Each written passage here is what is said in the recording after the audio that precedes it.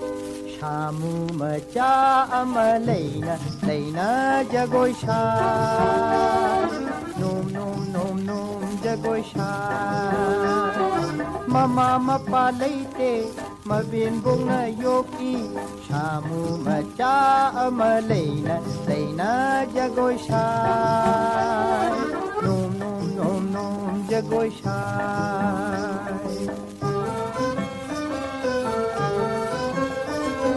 Mabin bunga nok jay pina ying jay Jagoi sharo hai jay lakoi charo in jay Nahak nak na tumni lep na ngaki Nikap koki ngay hat Igi mi ong marasmani ai Bantarapur da popani Bantarapur da chawani igi apopagi ming na haromam mani badra apopagi ming na mayang amam neon haromam ongbi rani tombi ai hoji Assam University Manipuri Department da assistant professor oina thabak tawjari ngasi aikoina Barak Museum and Library Bantarapur Cachar Assam haina mingthon jaduna akoi Bantarapur khuningthek asida leijariba museum asi ahanbada masi haurak wari se kitang samlamna panjage maramdi masi palhodragadi mayamda kitang kano chamamnaba ma oirapusu jai ana museum gi wakhansi ai founder ama oina Krista Communishing amga sa maputra manga dagi ai Bharat ki tongan ba mafam kharada koigi Manipur gi sangai ba ojasing kaya ga koigi museum gi maramda ai sum khasum ai lanai wena thijan ba mona pu boda gi influence khasum nei jagi asmai tawdana aina yam maru oina koigi museum se 1995 si ai koigi Padmasri Ajay mo ratan thiam gi lising makhada Japan da ai thawhum nei jelui Japan da thawhum ma kana leru se koi Mithila Museum aina mafam amalai Niigata ba prefecture asida samana museum simakta da koibu museum simakta da koibu thamjin bi mai museum si guest house lei asida koi thamjalaga masida tawriba mayam se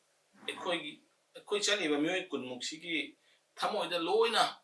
influence ama phorongani ai thomda nate loin pulama phauna bangakani phawi aduna masidagi adum influence ama achobo influence ama lei aduge makha tarakpada koina imphal la koi ojasing mayam leikre koi Manipur State Museum loina oja koigi oja Bahadur Mutwang Museum gi director aduge koigi People's Museum gi oja ibung mayang amam Gorchandra mayam sigi influence ingona changda bate aina maruina aina Manipuri sahitya bu Manipuri culture bu tamjaru badagi moi gidaga thengna ba nakna ba se jam khudong sagi aina khangjaru ba any hiramda aduna makhoigi influence asima yamna mayak sengna ingonda tai asita suna tuna koigi forfather le yauna koi imung se maruina ari polam Manipuri culture bu pamjaru ba loina na ari polam se koi father gi mapai bu koi idau koi harom tombi ana ari polam kaya su listen bi dana thambira mi sendi listen biramba ari ba posak mayam listen biram masigi posak mayam si mangda nabaga loina na aina anoba thengnajaruba experience mayam thingsiga punchil leraga koi masigi mangduna lagliba se 2015 gi February gi tang tarukta koi aina isamangna ai convener oiraga mifam ma kaujaki pung tara si wajai paraba irai numit ki pung tara si daina mifam si kaujaba matam sida koi mayam chuning bi ki harau na tongan ba lamdam ki adagi chuning bi ki masida mayam hiram su agenda su ai koi museum mama lingkhatpa loina na library ga punba asmai to naina thamjabani asa mayam harau jabi raba matunda nang si hayeng registration tawbana singbada khudong chana bidang ta body ama sembadi tangai phadabra habigu wakhalon se mayam su phongdok pire ai isagi su apamba sum nei je aduda koigi tolen kungini oja basanta lengbi rai matamduda aduga adu mana mayamna keno to propose to poi matungina mabu akoina president oina ꯍꯥꯞꯄꯤꯔꯦ ꯑꯗꯨ ꯆꯦꯟ ꯆꯣꯡꯕ ꯈꯣꯠꯄ ꯄꯣꯠ ꯆꯩ ꯈꯣꯝꯖꯤꯟꯕ founder ꯏꯁꯥꯃꯛ ꯂꯩꯖꯔꯦ ꯃꯁꯤꯗ ꯑꯩꯁꯨ ꯑꯗꯨꯝ ꯖꯦꯅꯔꯦꯜ ꯁꯦꯀ꯭ꯔꯦꯇꯔꯤ ꯑꯣꯏꯅ ꯃꯌꯥꯝ ꯇꯥꯛꯄꯤꯕꯗꯒꯤ ꯑꯩꯅ ꯑꯁꯨꯃꯥꯏꯅ ꯇꯧ ꯖꯦꯅꯔꯦꯜ ꯁꯦꯀ꯭ꯔꯦꯇꯔꯤ ꯑꯣꯏꯅ ꯂꯣꯏꯅ ꯐꯥꯎꯟꯗꯔ ꯑꯃ ꯑꯣꯏꯅ ꯀꯟꯅ ꯆꯦꯟꯖ ꯆꯣꯡꯖꯔꯒ ꯌꯥꯝ ꯀꯟꯅ 2015 ꯑꯁꯤꯒꯤ ꯏꯁꯇꯥꯕ꯭ꯂꯤꯁ ꯇꯧꯔꯦ ꯌꯥꯝ ꯀꯟꯅ ꯄꯣꯠ ꯆꯩꯁꯦ ꯈꯣꯝꯖꯤꯟꯕꯒꯤ ꯊꯕꯛꯁꯦ ꯆꯠꯊꯖꯔꯦ ꯑꯗꯨꯒ ꯑꯩꯈꯣꯏ ꯉꯁꯤꯗꯤ ꯑꯩꯈꯣꯏ ꯑꯁꯥꯝ ꯁꯔꯀꯥꯔꯒꯤ ꯃꯈꯥꯗ ꯔꯦꯖꯤꯁꯇ꯭ꯔꯦꯁꯟ ꯇꯧꯖꯔꯦ ꯃ꯭ꯌꯨꯖꯤꯌꯝ ꯑꯁꯤꯒꯤ ꯄꯦꯟ ꯀꯥꯔꯗ ꯐꯪꯖꯔꯦ ꯑꯁꯤꯅꯆꯤꯡꯕ ꯃꯌꯥꯝ ꯑꯃ ꯃꯥꯏ ꯃꯆꯥꯛꯁꯤꯡꯁꯦ ꯑꯩꯈꯣꯏꯒꯤ ꯑꯣꯔꯒꯅꯥꯏꯖꯦꯁꯟ ꯑꯃ ꯑꯣꯏꯕꯒꯤ ꯃꯆꯥꯛꯁꯤꯡꯁꯦ ꯑꯩꯈꯣꯏ ꯆꯞ ꯆꯥꯅ ꯂꯩꯖꯔꯦ ꯍꯧꯖꯤꯛ ꯋꯥꯠꯂꯤꯕ ꯍꯥꯏꯕꯨ ꯑꯩꯈꯣꯏꯗ ꯑꯋꯥꯠꯄ ꯈꯔꯗꯤ ꯑꯗꯨꯝ ꯂꯩ ꯑꯋꯥꯠꯄꯁꯤꯅ ꯑꯩꯈꯣꯏꯒꯤ ꯁꯦꯟ ꯊꯨꯝꯒꯤ ꯑꯋꯥꯠꯄꯁꯤꯅꯤ ꯍꯧꯖꯤꯛ ꯑꯩꯅ ꯀꯩꯅꯣ ꯇꯧꯖꯔꯤꯁꯦ ꯃ꯭ꯌꯨꯖꯤꯌꯝꯁꯤꯗ ꯑꯁꯨꯛ ꯆꯍꯤ ꯀꯌꯥꯒꯤ ꯃꯃꯥꯡꯗꯒꯤ ꯑꯩꯅ ꯍꯣꯠꯅꯖꯗꯨꯅ ꯆꯦꯟꯖꯗꯨꯅ ꯑꯩꯅ ꯇꯧꯖꯔꯛꯏꯁꯦ ꯄꯥꯡꯒꯜ ꯅꯠꯇꯅ ꯑꯩꯈꯣꯏ ꯏꯆꯤꯟ ꯏꯅꯥꯎ ꯈꯔ ꯂꯩꯈ꯭ꯔꯦ ꯑꯩꯈꯣꯏ ꯏꯆꯤꯟ ꯏꯅꯥꯎ ꯃꯌꯥꯝ ꯑꯃ ꯑꯩꯈꯣই ꯕꯟꯇꯥꯔꯥꯄꯨꯔꯒꯤ ꯏꯆꯤꯟ ꯏꯅꯥꯎ ꯃꯌꯥꯝ ꯑꯃ ꯂꯩ ꯃꯔꯨꯑꯣꯏꯅ ꯑꯩꯈꯣꯏꯒꯤ ꯑꯇꯣꯞꯄ ꯈꯨꯡꯒꯪꯒꯤꯁꯨ ꯌꯥꯎꯗꯦ ꯍꯥꯏꯕ ꯅꯠꯇꯦ ꯑꯩꯈꯣꯏꯒꯤ ꯑꯣꯖꯥ ꯕꯁꯟꯇ ꯌꯥꯝ ꯊꯋꯥꯏ ꯌꯥꯎꯅ ꯆꯦꯟꯕꯤ ꯑꯣꯖꯥ ꯕꯁꯟꯇꯁꯨ ꯑꯩ ꯀꯥꯎꯔꯣꯏ ꯄ꯭ꯔꯦꯁꯤꯗꯦꯟ ꯑꯃ ꯑꯣꯏꯅ ꯑꯣꯖꯥ ꯕꯁꯟꯇꯕꯨ ꯑꯩ ꯊꯥꯒꯠꯆꯅꯤꯡꯉꯤ ꯂꯣꯏꯅꯅ ꯑꯩꯈꯣꯏ ꯁꯤꯒꯤ ꯋꯦꯜ ꯋꯤꯁꯔ ꯃꯌꯥꯝ ꯑꯃꯁꯨ ꯑꯩꯈꯣꯏꯒꯤ ꯚꯤ.ꯄꯤ. ꯗꯥꯛꯇꯔ ꯁꯤꯛꯇꯕꯇꯤ ꯃꯥꯁꯨ ꯌꯥꯝ ꯀꯟꯅ ꯊꯋꯥꯏ ꯌꯥꯎꯅ ꯇꯧꯖꯩ ꯋꯥ ꯉꯥꯡꯕꯗꯨ ꯀꯥ ꯍꯦꯟꯅ ꯍꯩꯖꯗ꯭ꯔꯒꯁꯨ ꯑꯁꯨꯃꯥꯏꯅ ꯇꯧꯅ ꯃꯌꯥꯝꯒꯤ ꯃꯇꯦꯡꯁꯤꯅ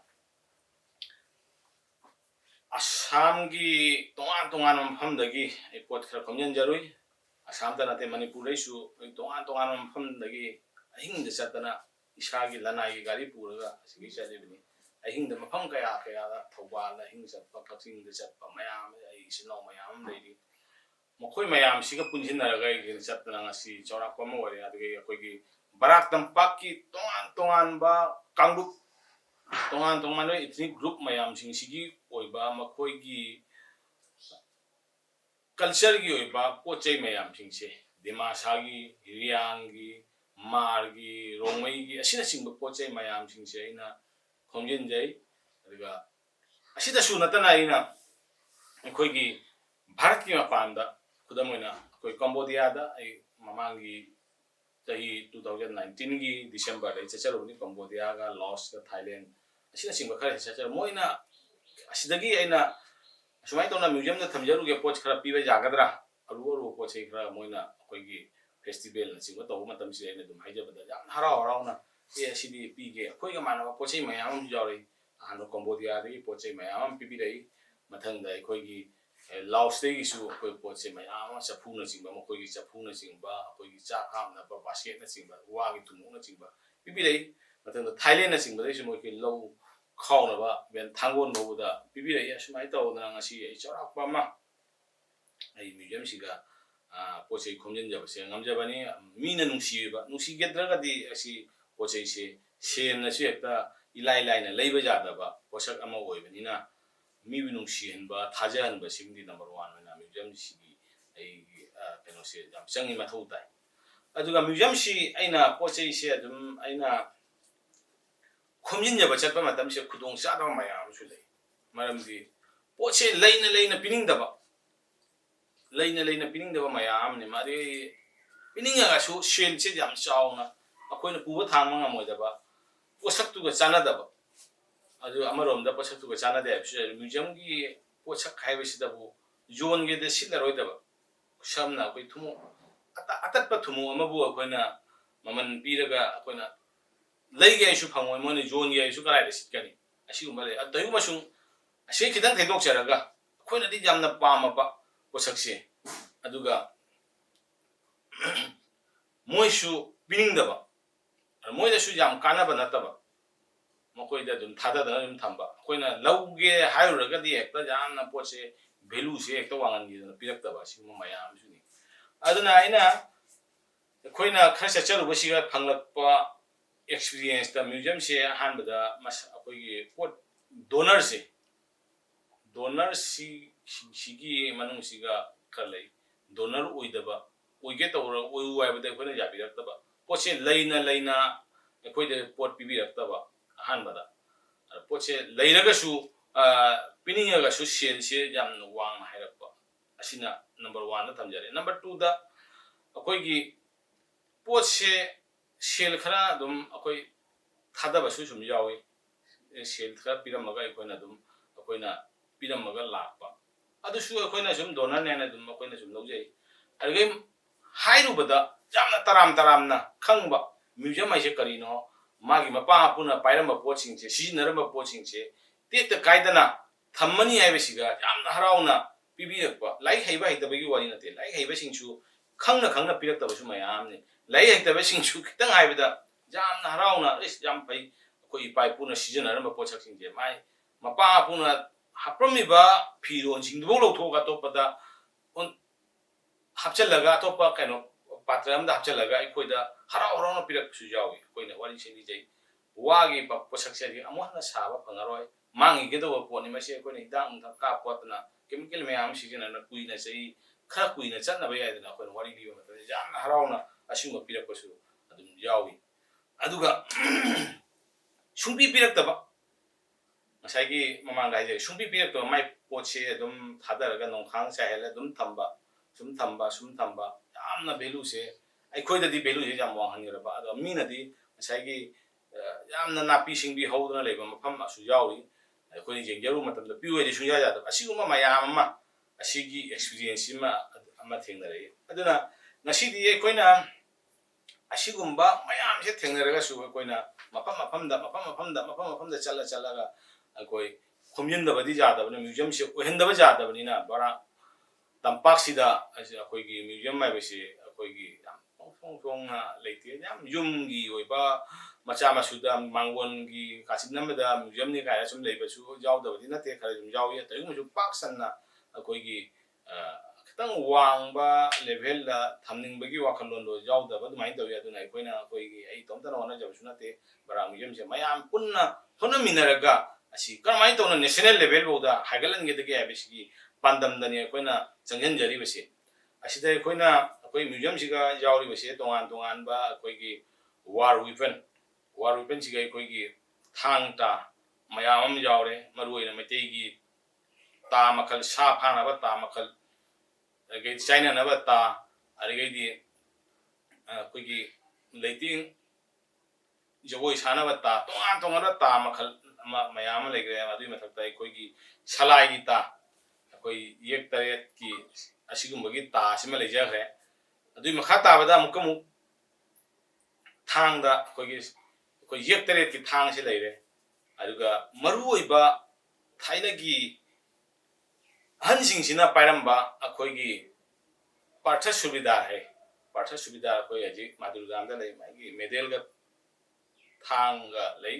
ꯌꯥꯝꯅ ꯆꯦꯛꯁꯤꯟꯅ ꯄꯤꯌꯨ ꯍꯥꯏꯖꯕ ꯑꯍꯥꯟꯕꯗ ꯑꯩꯈꯣꯏꯒꯤ ꯄꯣꯠꯁꯦ ꯀꯔꯤꯅꯣ ꯈꯪꯉꯒꯅꯤ ꯈꯨꯠꯁꯤꯟꯅꯕꯤꯔꯛꯏꯁꯦ ꯀꯞꯄꯒꯅꯤ ꯄꯤꯔꯛꯏꯁꯦ ꯐꯖꯅ ꯊꯝꯕꯤꯅꯤ ꯍꯥꯏꯕꯁꯤꯒ ꯌꯥꯝ ꯅꯨꯡꯁꯤꯕ ꯃꯣꯏꯁꯨ ꯌꯥꯝ ꯆꯦꯛꯁꯤꯟꯅ ꯊꯝꯕꯤꯔꯝꯃꯤ ꯃꯣꯏꯅ ꯆꯦꯛꯁꯤꯟꯅ ꯊꯝꯕꯤꯔꯝꯗ꯭ꯔꯒꯗꯤ ꯉꯁꯤ ꯑꯩꯈꯣই ꯃꯌꯥꯝꯒꯤ ꯂꯟꯁꯦ ꯑꯣꯏꯕ ꯐꯪꯒꯅꯤ ꯍꯥꯏꯕ ꯅꯤꯡꯗꯦ ꯑꯗꯣ ꯉꯁꯤ ꯑꯩꯈꯣꯏꯅ ꯄꯥꯔꯊ ꯁꯨꯕꯤꯗꯥꯔꯒꯤ ꯃꯥꯒꯤ ꯃꯁꯨꯁꯤꯡꯗꯒꯤ ꯑꯩꯈꯣꯏꯅ ꯉꯁꯤ ꯑꯩꯈꯣꯏ ꯃꯥꯒꯤ ꯃꯦꯗꯦꯜꯁꯤꯒ ꯑꯩꯈꯣꯏꯒꯤ ꯊꯥꯡꯁꯤꯒ ꯑꯩꯈꯣꯏ ꯄꯨꯔꯛꯅ ꯊꯝꯃꯦ ꯃꯊꯪꯗ ꯑꯃꯨꯛ ꯑꯩꯈꯣꯏꯒꯤ ꯀꯣꯟꯊꯧꯖꯝ ꯈꯦꯂꯦꯟꯗ꯭ꯔ ꯁꯨꯕꯤꯗꯥꯔ ꯑꯩꯈꯣꯏ ꯁꯤꯜꯆꯔ ꯓꯥꯂꯨꯄꯔꯥꯗ ꯂꯩꯕꯤꯔꯤ ꯃꯉꯣꯟꯗꯒꯤ ꯑꯩꯈꯣꯏꯅ ꯊꯥꯡꯒ ꯃꯥꯒꯤ ꯕ꯭ꯔꯤꯇꯤꯁꯅ ꯄꯤꯔꯝꯕ ꯊꯥꯡ ꯃꯥꯒꯤ ꯏꯀꯥꯏ ꯈꯨꯝꯅꯕ ꯎꯠꯄ ꯑꯣꯏꯅ ꯁꯤꯖꯤꯟꯅꯔꯝꯕ ꯊꯥꯡ ꯑꯗꯒꯤ ꯃꯥꯒꯤ ꯃꯦꯗꯦꯜ ꯑꯁꯤ ꯄꯤꯕꯤꯔꯛꯏ ꯌꯥꯝ ꯍꯧꯖꯤꯛ ꯑꯩꯈꯣꯏ ꯁꯤꯗ ꯂꯩꯔꯦ ꯑꯗꯨꯒ ꯑꯃꯨꯛ ꯑꯩꯈꯣꯏꯒꯤ ꯇꯣꯂꯦꯟꯈꯨꯟ ꯅꯨꯡꯐꯧ ꯂꯩꯀꯥꯏꯗꯒꯤ ꯑꯩꯈꯣꯏꯒꯤ R.K. ꯕꯝꯆꯥꯅ ꯑꯩꯈꯣꯏꯒꯤ ꯃꯥꯒꯤ ꯃꯄꯨꯗꯧꯁꯤꯡꯅ ꯂꯥꯠꯇꯅ ꯊꯝꯕꯤꯔꯝꯕ ꯊꯥꯡ ꯂꯩ ꯃꯁꯤ ꯕ꯭ꯔꯤꯇꯤꯁꯅ ꯄꯥꯏꯔꯝꯕ ꯊꯥꯡꯅꯤ ꯃꯩꯇꯩ ꯊꯥꯡꯗꯤ ꯅꯠꯇꯦ ꯃꯁꯤ ꯊꯥꯡꯁꯦ ꯀꯃꯥꯏꯅ ꯇꯧꯏ ꯕ꯭ꯔꯤꯇꯤꯁꯅ ꯑꯩꯈꯣꯏꯒꯤ ꯕꯔꯥ ꯆꯥꯎꯕꯒꯤ ꯂꯥꯟꯗ ꯄꯧꯅꯥ ꯕ꯭ꯔꯖꯕꯥꯁꯤꯅ ꯕ꯭ꯔꯤꯇꯤꯁꯇꯒꯤ ꯃꯨꯜꯍꯧꯕ ꯑꯗꯨꯒꯨꯝꯕ ꯊꯥꯡ ꯍꯥꯏꯅ ꯄꯟꯕꯤꯔꯛꯏ ꯑꯍꯟꯁꯤꯡꯅ ꯃꯐꯝꯗꯨꯒꯤ ꯑꯍꯟꯁꯤꯡꯗꯒꯤ ꯋꯥꯔꯤꯁꯦ ꯐꯖꯅ ꯂꯤꯕꯤꯔꯛꯏ ꯑꯁꯨꯃꯥꯏꯅ ꯇꯧꯕꯗ ꯄꯧꯅꯥ ꯕ꯭ꯔꯖꯕꯥꯁꯤꯅ ꯃꯨꯜꯍꯧꯔꯒ ꯑꯗꯒꯤꯗꯤ ꯑꯩꯈꯣꯏ ꯃꯣꯏ ꯃꯌꯨꯝꯗ ꯁꯨꯝ ꯊꯝꯕꯅꯤ ꯀꯨꯏꯔꯛꯑꯕꯅꯤꯅ ꯃꯣꯏ ꯁꯨꯝ ꯂꯥꯏꯗ ꯃꯩ ꯔꯥꯠꯇꯅ ꯊꯝꯕ ꯑꯁꯤ ꯊꯥꯡꯁꯦ ꯄꯤꯕꯤꯔꯛꯏ ꯑꯗꯨꯒ ꯇꯣꯉꯥꯟꯕ ꯃꯐꯝꯗꯒꯤ ꯆꯍꯤ ꯀꯨꯏꯔꯕ ꯄꯨꯡ ꯈꯨꯗꯝ ꯑꯣꯏꯅ ꯑꯩꯈꯣꯏꯒꯤ ꯚꯩꯒꯆꯟꯗ꯭ꯔꯒꯤ ꯃꯇꯝꯗ ꯁꯤꯖꯤꯟꯅꯔꯝꯃꯦ ꯍꯥꯏꯕ ꯑꯩꯈꯣꯏꯒꯤ ꯃꯩꯇꯩꯒꯤ ꯑꯔꯤꯕ ꯄꯨꯡ ꯑꯩꯈꯣꯏ ꯕꯪꯗꯦꯁꯀꯤ ꯄꯨꯡ ꯍꯥꯏꯅꯁꯨ ꯍꯥꯏꯅꯩ ꯃꯁꯤ ꯑꯩꯒꯤꯗꯤ ꯁꯥꯇ꯭ꯔꯅꯤ ꯊꯧꯅꯥꯎꯖꯝ ꯂꯂꯤꯠꯀꯥꯟꯇ ꯕꯥꯃꯣꯟ ꯂꯩꯀꯥꯏꯗ ꯂꯩꯕ ꯃꯥꯒꯤ ꯃꯙꯧꯁꯤꯅ lai du mai la mi ba khoi gi ari ba pung se mai tei tong ba ri ba khoi gi oja se mai tei pung ya phau bo ja ni masina sijin naram ba makai la lam ba sigi pung se khoi ngasi se purut na thami sigumba mayam sina khoi ngasi di khoi chou ba national level bo chang ma ngam ga drai ba gi wakhalon na masu lai adu makha tarak da tongan ba khoi gi sana se hum na pairam ba ta khoi gi na keno da gi pibi rei khoi hailakandi district ki manung da lei ba khoi keno se keno leho popi dei khoi gi ojam na pibi rei asi haji su lei biri khoi gi ta se khoi pona makha ta na khoi gi ngan jara ke adu loina na ari ba matam gi oi ba khoi gi antique oi ba gramophone na ching ba maya ma ari ba matam thai season ram ba ari ba khoi gi maitei sing se aluminium season ram da ba aluminium je mangi kai no na ba matam da pithai gi khenjing gi korphu maya ma khoi siga losan ja da khoi na mangi da na ba section na thamjan jai loina na ari ba matam da season ram ba only mayam chapu potri mayam ma ari khoi gi maitei na jaina rami ba kartan mayam ma ari ba kartan ari ano ba kartan ari chapu na sing ba mayam ma thamjai amang ai season rami ba khoi gi kaptring kai na lasing gi maru lo thok ko season ri ba kaptring kai ba asi hojik ti khoi u ba phang dra bani ado ano ba mu u phang dra ne si gum ba pochi mayam sing je khoi na khamjen jaraga asan jaraga khoi ma pham sida khoi thamjen jai tongan ba asida sunata na maitei gi ta na pizza lon sa gi se khoi riang na kramai tong phi sa ba ari di dima sa na kramai tong phi sa ba rongei sin nau kabu ye rongei khoi kabu sin nau sing na kramai tong na phi sa ba asina sing ma mayam sing chui khoi khomjen jaraga phi sa na be khoi machak maran mayam je khoi khomjen jaraga thamjen jai loina na khoi gi lasing se ka pa matam da lasing je kramai nong ka pa lasing ka pon kai da lai ri ba di khoi tumba mayam ma korek mayam ma khoi khomjen jara thamjen jai aduga loina na khoi phi mayam ma mai ti na sarami ba ari ba matam gi phi tongan no phi se khoi khomjen jare khara di kambal katha kan thai ko khoi kan tha se ari ba matam hari su sum khoi nam ari ba matam gi kan tha se su lai lasing na sa kan tha se ari makha ta na ari ba matam gi anai rang kai na lasing na yum da nai re sa ba anai rang kai ba asi ma phi mayam su khoi khomjen jare thamjen jai aduga manipur da gi tongan ba akhang hai sing sabi ba poche mayam ma phi ron gi poche mayam he khomjen jara thamjen jai aduga amuksu khoi tongan ba jati sing khoi gi asi khoi gi riang da gi khoi dimasa sing da gi aga topa maring jati da gi age maitei era andro da gi na sing ba mayam ma khoi tabu ai na season ba shape mawong se khra manadra ga su hapeti manaba adu mayam phi ron mai da phi ron hapaga thamna ba maitei na kramai season ba dimasa sing na kramai tong season ba rongmei sing na kramai tong season ba tangkhul sing na kramai tong season ba ari di riang sing na kramai tong si mkhoi gi oi ba tabu mayam hin je khomjen jara ji thamjen jai ari di maru oi ba mana khoi gi maitei se norista lei ba sing sigi manung da khati chokhat pani kai ta na ba mana da khoi ga chou mate ngori se khoi gi pungja matam se on na ba gi keno se khoi na putho ma si asi yamwana no ba replica ne hana le mi sing dei thi phang bo anu bo mayam se khoi gi manipur gi sangai ra ba artist mayam da khoi mi ga se sala ga khoi gi una do sala ga di matam se kramai to no on ga da ge pung na sing ba se mayam tham ma ga matam tanjei pung kai nei se semjara thamjare asi mai to da khoi gi mai tei gi oi ba chanara mi ba se kramai to chanaram ga se pung mon bi se kramai to golam gi kai bi asi sa asi ma pham si da khoi barak tampak ta na te ma pan manipur da ma si le rang ni ai se thajate manipur da ti adum alaina ba sum jaw ye khoi gi ja bahadur gi cultural complex andro gi cultural complex ta ga di adum lai ado to ma pham da ga di pa na khoi u phang de asmai to na si gum ba jam na genuine ba pochak je asi khoi Barak Museum Library Bantarapur ka sa sam si ga thamjan jai loina na senjet ki matang la su ari ba polam kaya ari ba senjet kaya koina khoi gi maru oina khoi gi masiga atopa kang tai su sum khoi da donate torapa jawi adu donate to jawra ga su masi jam maru oina khoi gi ꯃꯁꯤ ꯃꯇꯥꯡꯁꯤ ꯃꯤꯡꯁꯤ ꯄꯜꯍꯧꯗ꯭ꯔꯒꯗꯤ ꯈꯤꯇꯪ ꯅꯨꯡꯉꯥꯏꯖꯗꯕ ꯑꯩꯈꯣꯏꯒꯤ ꯏꯌꯥꯝꯕ ꯍꯥꯎꯔꯝ ꯅꯤꯜꯃꯅꯤ ꯃꯍꯥꯛꯁꯦ ꯑꯌꯥꯝꯕ ꯃꯇꯝꯗ ꯚꯨꯕꯣꯟ ꯆꯤꯡꯁꯦ ꯆꯠꯊꯣꯛ ꯆꯠꯁꯤꯟ ꯇꯧꯗꯨꯅ ꯃꯁꯤ ꯚꯨꯕꯣꯟ ꯆꯤꯡꯁꯦ ꯚꯨꯕꯣꯟꯒꯤ ꯄꯨꯈ꯭ꯔꯤꯁꯦ ꯇꯧꯕ ꯃꯇꯝꯁꯤꯒ ꯄꯨꯈ꯭ꯔꯤꯁꯦ ꯁꯦꯡꯗꯣꯛꯄꯒꯤ ꯇꯧꯏ ꯃꯇꯝ ꯑꯃꯗ ꯄꯪꯀꯨꯏ ꯆꯍꯤ ꯉꯁꯤꯗꯒꯤ ꯆꯍꯤ 7-9-10ꯃꯨꯛꯀꯤ ꯃꯃꯥꯡꯗꯅꯤ ꯑꯁꯤ ꯇꯧꯕ ꯃꯇꯝꯁꯤ ꯑꯔꯤꯕ ꯁꯦꯟꯖꯦꯛꯁꯤ ꯌꯥꯝ ꯐꯪꯈ꯭ರೆ ꯁꯦꯟꯖꯦꯛꯇ ꯅꯠꯇꯅ ꯑꯩꯈꯣꯏꯒꯤ ꯀꯩꯅꯣꯁꯤꯐꯥꯎꯗ ꯑꯩꯈꯣꯏ ꯈꯨꯖꯥꯏ ꯐꯖꯔꯕ ꯈꯨꯖꯥꯏꯁꯤꯐꯥꯎꯗ ꯈꯔ ꯑꯩꯈꯣꯏ ꯊꯦꯡꯅꯔꯛꯏ ꯑꯁꯤ ꯃꯥꯅ ꯑꯗꯨꯝ म्यूजियमꯒꯤꯅꯤ ꯍꯥꯏꯗꯅ ꯑꯁꯤꯒ ꯃꯥꯅ ꯄꯨꯕꯤꯔꯒ ꯑꯁꯤꯒ ꯂꯥꯛꯏ ꯃꯥꯁꯤꯒ ꯁꯨꯝ ꯊꯝꯃꯤ ꯐꯖꯅ ꯇꯧꯗꯅ ꯑꯩꯈꯣꯏꯅ ꯌꯥꯝ ꯆꯦꯛꯁꯤꯟꯅ ꯄꯩꯁꯥꯁꯦ ꯈꯔ ꯃꯃꯥꯏ ꯆꯥꯝꯕ ꯂꯩꯔꯝꯃꯒꯁꯨ ꯑꯩꯈꯣꯏꯅ ꯃꯁꯤ ꯃꯈꯥ ꯇꯥꯅ ꯁꯣꯛꯆꯤꯟꯗꯅꯕ ꯑꯩꯈꯣꯏ ꯃꯗꯨꯒꯤ ꯑꯣꯏꯕ ꯄꯣꯠꯁꯛ ꯈꯔ ꯑꯩꯈꯣꯏꯅ ꯇꯧꯖꯔꯒ ꯌꯥꯝ ꯐꯖꯅ ꯍꯧꯖꯤꯛ ꯑꯩꯈꯣꯏ ꯉꯥꯛ ꯁꯦꯟꯗꯅ ꯑꯩꯈꯣꯏ ꯃꯤꯁꯦꯟꯅ ꯈꯔ ꯇꯧꯗꯅ ꯑꯩꯈꯣꯏ ꯊꯝꯖꯤꯟꯖꯔꯤ ꯑꯗꯨꯒ ꯑꯃꯨꯛꯁꯨ ꯑꯩꯈꯣꯏ ꯃꯩꯇꯩꯒꯤ ꯁꯦ ꯕꯔꯥꯛ ꯇꯝꯄꯥꯛꯇ ꯀꯌꯥꯝ ꯌꯥꯝꯅ ꯀꯨꯏꯅꯗꯒꯤ ꯇꯥꯔꯛꯂꯦ ꯍꯥꯏꯕꯁꯤꯒꯤ ꯈꯤꯇꯪ इविडेंस होइबा अमना अखोइगी 1870 की अखोइगी ओजा इरेंगमम ब्रजबिथु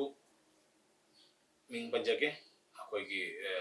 ग्वालजूर सिलचर ग्वालजूरदा लेबिना मागी मपुदौ उरेंसिना 1870 मतमसिदा लौगी पता से माइगी ममिंगदा लेरम पोसकसे अखोइ पिबिरई मसि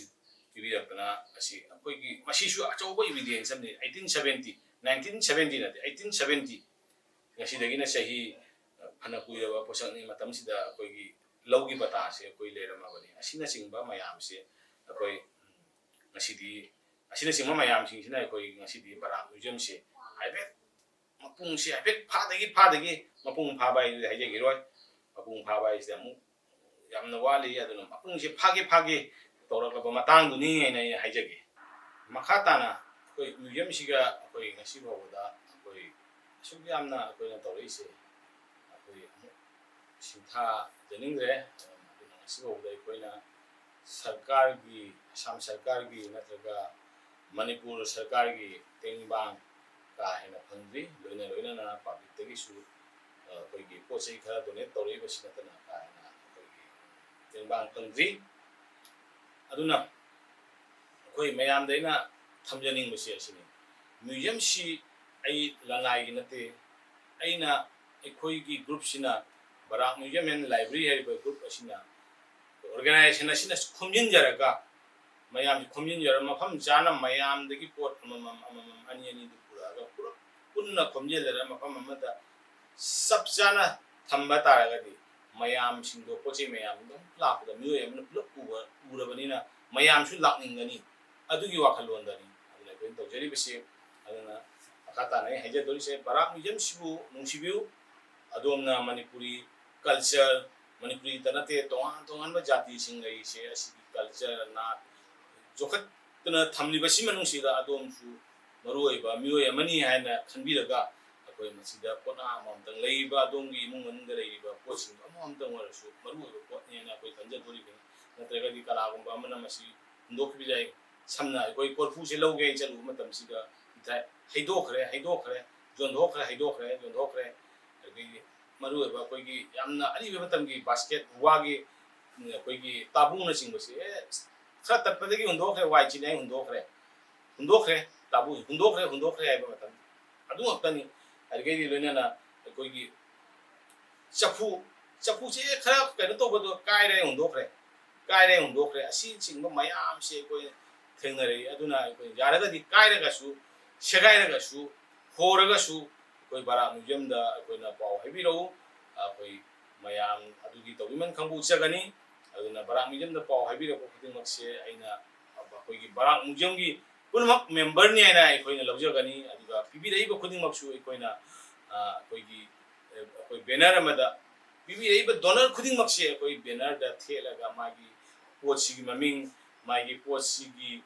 kayam kuirabano kaiba adugani magi maming address asina chingba kopna koi banner da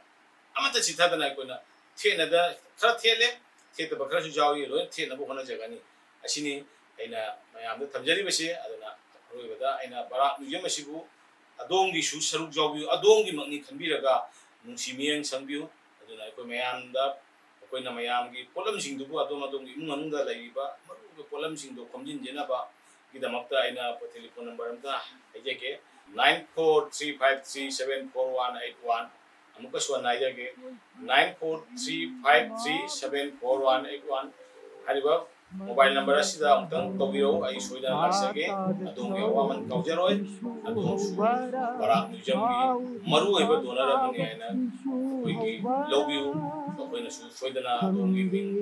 akoigi Barak Museum gi akoigi text da chingthoga adongi ming amsu ibideiba posak asing thamjagani loina na adonsu Barak Museum asida amtang miyeng tabira madagi damakta adongi family jauna adongi angang sing jauna amtang lingbirau habisi thamjaraga mayam pung thamjari Hamu macai jagoi halna hamu puraru chatnaru